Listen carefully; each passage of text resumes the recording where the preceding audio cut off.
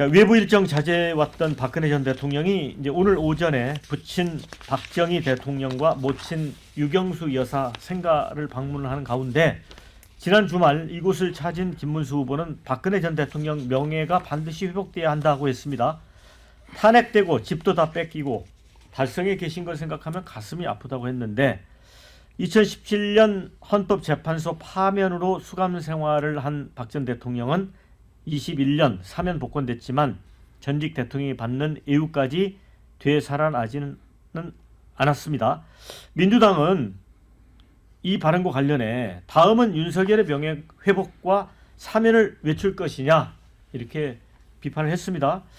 한편 이번 대선에 후보를 내지 않고 이재명 후보 지지를 선언한 조국혁신당이 조 전 대표의 특별 사면을 연상시키는 사전투표 권유 포스터를 제작해 또 눈길을 끌었죠.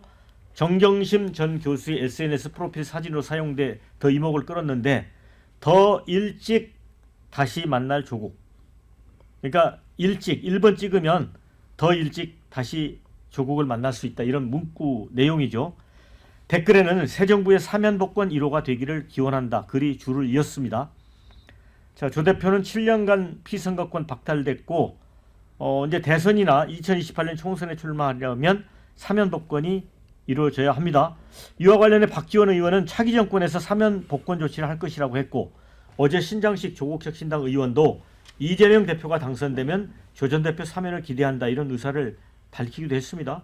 그런데 이게 또 중도 관점에서 보면 논란이 일어날 수 있는 대목입니다. 김두수 원장님. 제가 볼 때는 스스로들 제 발등을 찍고 있고 국민들이 볼 때는 굉장히 오만할 거라고 봅니다. 그러니까 역대로 내란을 일으켰던 전두환 노태우 사면 복권도 굉장히 국민적 갈등을 겪다가 김대중 당선자와 김영삼 대통령 사이에서 국민 통합을 위해서 결단한 거거든요. 마찬가지로 박근혜 대통령도 이 선거에서 과정을 통해서 결국 문재인 정부에서 사면 복권을 했지만 지금 이렇게 움직이는 것은 다시 한번 국민의힘이 보수 결집을 통해서 한번 해보겠다는 이야기고 이 신호가 뭘로 보이냐면 윤석열 후보에 대한 사면 복권도 하겠다 이런 걸로 이제 보이는 것이고 이게 선거에 과연 유리할 것인가 한번 생각해봐야 되는데 우선은 결집하면 뭐 조금은 지지율을 따라갈 수 있는 여지는 있지만 이길 수는 없다. 정말 완벽하게 2등하겠다는 이야기가 되는 거고요. 이제 민주당도 스스로 이 조국 대표에 대한 이 부분을 사면 복권을 꺼내면 꺼낼수록 사안은 불리하게 돌아갈 겁니다. 그런데 문제는 이 양당이 거대 양당이 뭐 우리는 둘 다 같이 망하면 둘 다 같이 망해도 이긴 상태에서 망하니까 1등은 자기들이 할 거라고 생각하니까 서로 누가 못하나 이런 경쟁을 하고 있는 꼴이라고 생각이 듭니다. 그런데 이 조국 혁신당도 자기 후보가 없고 자기 당의 색깔로 운동하는 게 아니라 그냥 더불어민주당하고 합당한 당하고 똑같은 운동을 해요. 그냥 거기에 단지 조국이라고 하는 창립자가 따로 있는 거고 이 창립자가 감옥에 있으니까 구출하려고 하는 뭐 교조 신운동 같은 그 이상을 보이지 않는 거거든요. 그래서 국민들이 다 지켜보고 있고요. 이런 선거라면 미래에 대한 과거에 어쨌든 얽혀서 일어난 이 선거를 미래로 전환하고 미래의 대한민국이 어디로 갈지에 대한 이런 게 1도 없는 선거로 될 때 국민들은 자각하고 여기에 대한 심판을 할 거다. 저는 이렇게 생각이 듭니다. 김경인 의원님. 네. 저는 잘 이해가 안 가는데 이게 뭐 정말 표가 되는 거라서 이렇게 발언들을 하는 거예요? 일단 김문수 후보님은 제 머릿속에 본인이 진짜 그렇게 생각을 하실 수도 있고요. 또 주변에 네. 이제 지지자들이 강렬하게 이제 그걸 요구할 수도 있고.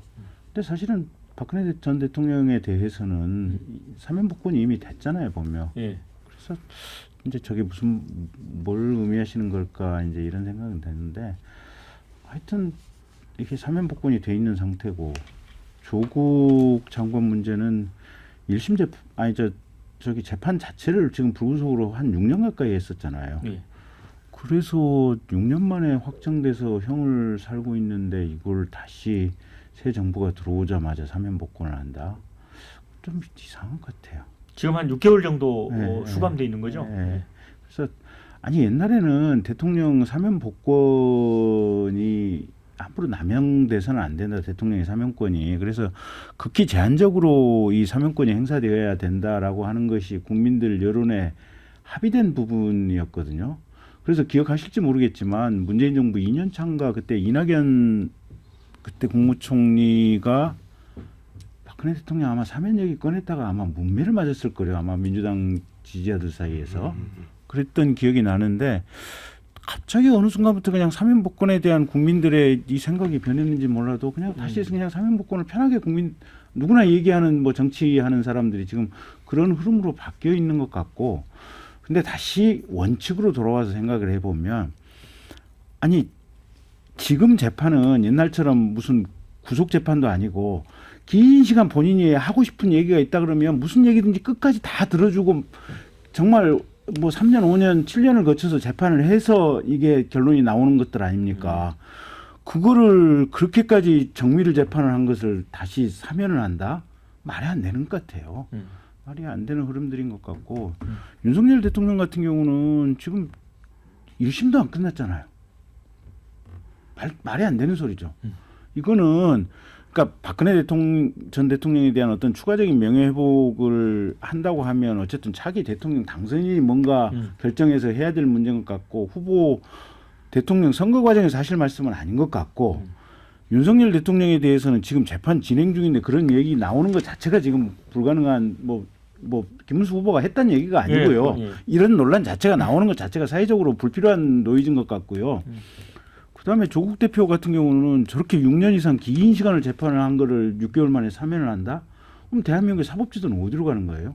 그러니까 지난번에 이재명이나 민주당 쪽에서 그냥 다 시스템 망가뜨리려고 무슨 뭐 김어준 대법원 만들려고 하는 거하고 다 똑같은 일맥상통하는 흐름의 얘기들인 것 같아요. 그래서 저는 대단히 부적절하다고 봐요. 네, 댓글에 김문수의 박근혜 소환은 약일까 독일까 이런 게 주셨고, 윤석열이 박근혜를 감옥에 보냈는데 참 모순적이야 이런 의견도 주셨고요. 조국 혁신당이 후보 안 내는 대신 사면 복권 바라는 건가? 어이없다. 복권 안 시켜주면 다음 총선도 못 나오니까 해달라는 거 아니냐? 이런 의견을 주셨습니다. 자, 우리 김형주 의원님은 어떻게 보세요? 조국 대표가 뭐 전직 대통령도 아니고 예. 사면에 대한 대상이 안 된다고 생각하고요. 그리고 솔직히 얘기하면 이재명 대표 개인 리스크 맡기도 힘든데 조국 것까지를 커버하면서 간다. 조국을 해주면 윤석열 안 해줄 수 없는 이런 정무적 판단했을 때 기껏해야 형을 다 살고 난 다음에 복권이라고 하는 카드는 쓸 수 있다.